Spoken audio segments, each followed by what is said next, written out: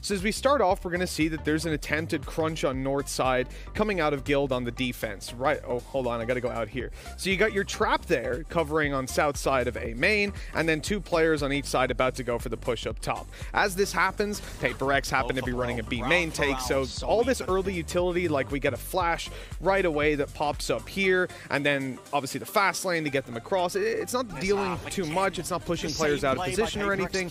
It's just getting Guild to pivot at this point, right? To react to this play and start to drag their forces from this north side crunch over towards the B side. The problem here is that they've actually lost their Sage. We just saw Jing die in front of the team, and his job on the way through would have been to help the rest of the team to keep pace with this Neon by putting a wall here, getting them across after the fast lane is gone, and they'll have the B site then hopefully grab a plant and everything that goes from there. You also have a little anchor that the Chamber can get himself out of there with. But with Jing falling, you don't have that cover, and it causes a big problem for them here. Forsaken's going to keep moving through Heaven to try and drag some of this control, and actually, you can see that there was an attempt. For a moment, they were thinking about maybe popping a flash here and getting Devi out onto the site, but he, whether he felt the timing or just decided to take the risk, he pushes forward, breaks from his teammates, and actually gets a great anchor position in on the site.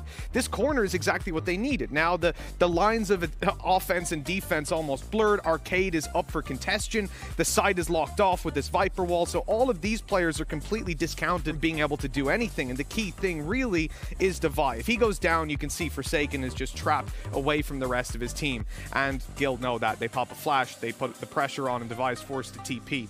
So now at this point, what does Forsaken do? You know, the A plan, the B plan, everything's falling apart and getting onto this B site and taking the control. And he's actually going to try something a little bit nasty. He just sits inside of Heaven. I think he faked out a sound cue a moment ago, and he catches Russ trying to figure out, you know, exactly where this player was going to go. He had to move somewhere. He just pushed a player off site, ends up forcing the fight, losing it out. Forsaken fakes the sound cue again, so they think he could be down in Arcade, and with the wall up, they'll get onto site. They'll grab themselves a plant already.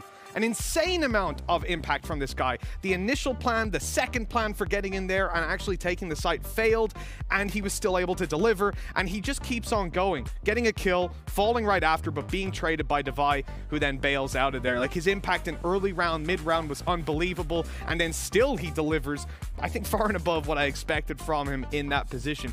This is something that you can look out for from Paper X in this series, looking to make sure their opponents never have an easy foothold, never have a round that they can say, hey, let's pop a Sage wall up here and block them out of Arcade. Well, sure, they're not going to go Arcade, but Forsaken's going to run through Heaven and take Arcade that way.